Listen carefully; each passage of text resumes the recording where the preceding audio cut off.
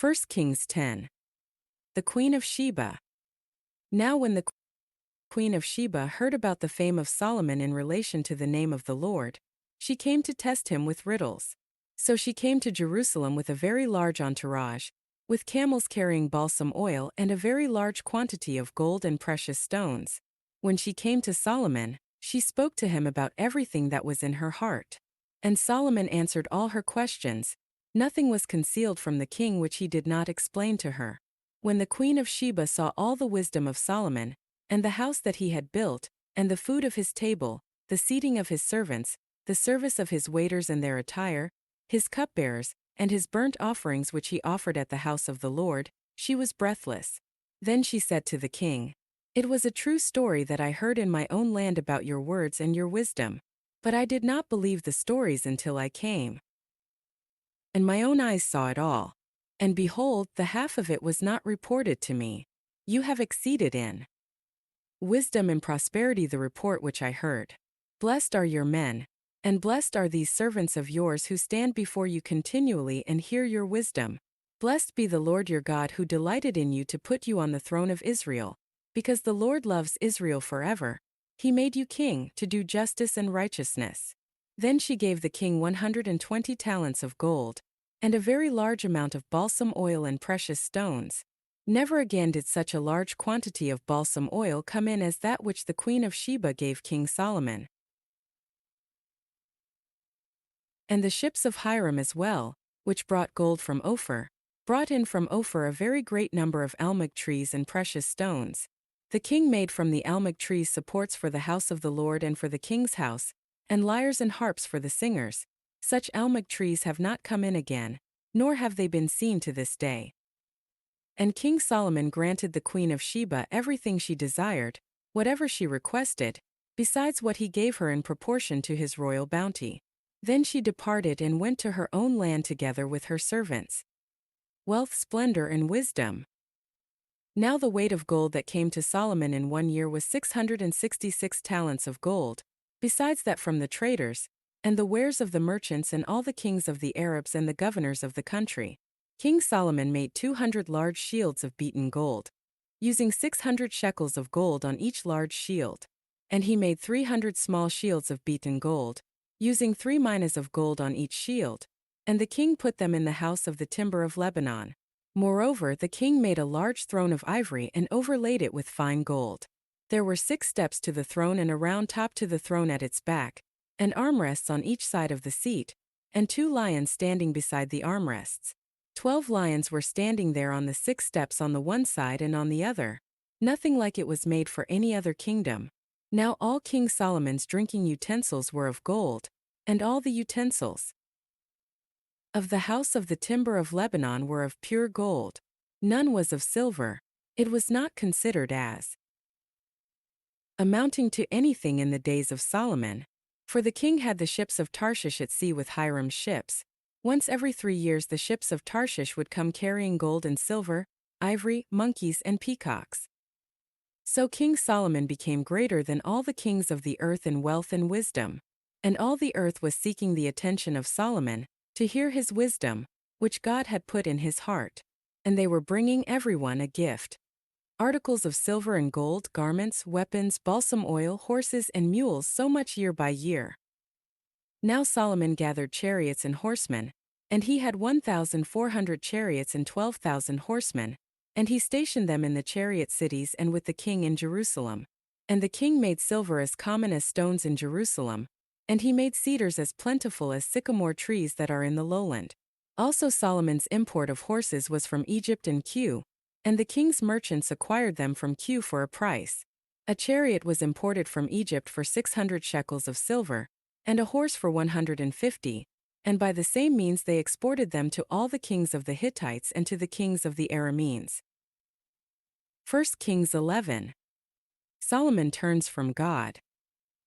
Now King Solomon loved many foreign women along with the daughter of Pharaoh, Moabite, Ammonite, Edomite, Sidonian, and Hittite women, from the nations of which the Lord had said to the sons of Israel, "You shall not associate with them, nor shall they associate with you. They will certainly turn your heart away to follow their gods." Solomon clung to these in love. He had 700 wives, who were princesses, and 300 concubines, and his wives turned his heart away. For when Solomon was old, his wives turned his heart away to follow other gods, and his heart was not wholly devoted to the Lord his God, as the heart of his father David had been. For Solomon became a follower of Ashtoreth, the goddess of the Sidonians, and of Milcom, the abhorrent idol of the Ammonites. So Solomon did what was evil in the sight of the Lord, and did not follow the Lord fully, as his father David had done. Then Solomon built a high place for Chemosh, the abhorrent idol of Moab, on the mountain that is east of Jerusalem, and for Molech, the abhorrent idol of the sons of Ammon. He also did the same for all his foreign wives, who burned incense and sacrificed to their gods. Now the Lord was angry with Solomon because his heart had turned away from the Lord, the God of Israel, who had appeared to him twice, and had commanded him regarding this thing, that he was not to follow other gods. But he did not comply with what the Lord had commanded. So the Lord said to Solomon, "Since you have done this, and you have not kept my covenant and my statutes, which I have commanded you, I will certainly tear the kingdom away from you, and will give it to your servant. However, I will not do it in your days, only for the sake of your father David, but I will tear it away from the hand of your son.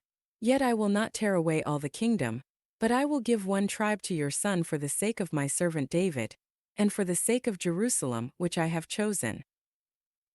God raises adversaries. Then the Lord raised up an adversary against Solomon, Hadad the Edomite. He was of the royal line in Edom. For it came about, when David was in Edom and Joab the commander of the army had gone up to bury those killed in battle, and had struck and killed every male in Edom, for Joab and all Israel stayed there for 6 months, until he had eliminated every male in Edom, that Hadad fled to Egypt, he and certain Edomites of his father's servants with him, while Hadad was a young boy. They set out from Midian and came to Paran, and they took men with them from Paran and came to Egypt, to Pharaoh king of Egypt, who gave him a house and assigned him food and gave him land. Now Hadad found great favor in the sight of Pharaoh, so that he gave him in marriage the sister of his own wife, the sister of Tahpenes the queen. And the sister of Tahpenes gave birth to his son Genubath, whom Tahpenes weaned in Pharaoh's house. And Genubath was in Pharaoh's house among the sons of Pharaoh. But when Hadad heard in Egypt that David lay down with his fathers and that Joab the commander of the army was dead, Hadad said to Pharaoh, "Let me go, so that I may go to my own country." However, Pharaoh said to him, "But what have you lacked with me that you are here, requesting to go to your own country?" And he answered, "Nothing. Nevertheless you must let me go." God also raised up another adversary against him, Rezin the son of Eliada, who had fled from his master Hadadezer, king of Zobah. And he gathered men to himself and became leader of a marauding band, after David killed those of Zobah. And they went to Damascus and stayed there, and reigned in Damascus. So he was an adversary to Israel all the days of Solomon, along with the harm that Hadad inflicted. And he felt disgust for Israel and reigned over Aram.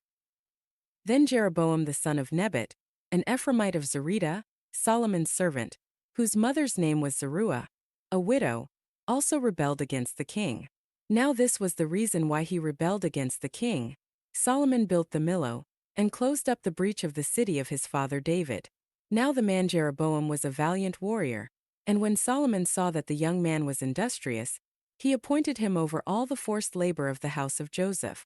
And it came about at that time, when Jeroboam went out of Jerusalem, that the prophet Ahijah the Shilonite found him on the road. Now Ahijah had clothed himself with a new cloak, and both of them were alone in the field. Then Ahijah took hold of the new cloak which was on him and tore it into 12 pieces. And he said to Jeroboam, "Take for yourself 10 pieces, for this is what the Lord, the God of Israel, says. Behold, I am going to tear the kingdom away from the hand of Solomon and give you 10 tribes, but he shall have 1 tribe for the sake of my servant David and for the sake of Jerusalem, the city which I have chosen from all the tribes of Israel, because they have abandoned me, and have worshipped Ashtoreth the goddess of the Sidonians, Chemosh the god of Moab, and Milcom the god of the sons of Ammon, and they have not walked in my ways, doing what is right in my sight and keeping my statutes and my ordinances, as his father David did. Nevertheless, I will not take the whole kingdom out of his hand, but I will make him ruler all the days of his life, for the sake of my servant David whom I chose, who kept my commandments and my statutes. But I will take the kingdom from his son's hand and give it to you, that is, 10 tribes. But to his son I will give 1 tribe, so that my servant David may always have a lamp before me in Jerusalem, the city where I have chosen for myself to put my name. However, I will take you, and you shall reign over all that you desire, and you shall be king over Israel. Then it shall be, that if you listen to all that I command you and walk in my ways, and do what is right in my sight by keeping my statutes and my commandments, as my servant David did, then I will be with you and build you an enduring house as I built for David, and I will give Israel to you. So I will oppress the descendants of David for this, but not always. Solomon sought therefore to put Jeroboam to death. But Jeroboam set out and fled to Egypt to Shishak king of Egypt, and he was in Egypt until the death of Solomon. The death of Solomon. Now the rest of the acts of Solomon and whatever he did, and his wisdom, are they not written in the book of the acts of Solomon? So the time that Solomon reigned in Jerusalem over all Israel was 40 years. Then Solomon lay down with his fathers and was buried in the city of his father David, and his son Rehoboam reigned in his place. 1 Kings 12. King Rehoboam acts foolishly. Then Rehoboam went to Shechem, because all Israel had come to Shechem to make him king. Now when Jeroboam the son of Nebat heard about this, he was living in Egypt, for he was still in Egypt, where he had fled from the presence of King Solomon. Then they sent word and summoned him, and Jeroboam and all the assembly of Israel came and spoke to Rehoboam, saying, Your father made our yoke hard, but now lighten the hard labor imposed by your father and his heavy yoke which he put on us, and we will serve you. Then he said to them, Depart for 3 days, then return to me. So the people departed. And King Rehoboam consulted with the elders who had served his father Solomon while he was still alive, saying, How do you advise me to answer this people? Then they spoke to him, saying, If you will be a servant to this people today, and will serve them and grant them their request, and speak pleasant words to them, then they will be your servants always. But he ignored the advice of the elders which they had given him, and consulted with the young men who had grown up with him and served him. He said to them, What advice do you give, so that we may answer this people who have spoken to me, saying, Lighten the yoke which your father put on us? And the young men who had grown up with him spoke to him, saying, This is what you should say to this people who spoke to you, saying, Your father made our yoke heavy, now you make it lighter for us. You should speak this way to them, My little finger is thicker than my father's waist. Now then, my father loaded you with a heavy yoke. Yet I will add to your yoke. My father disciplined you with whips, but I will discipline you with scorpions.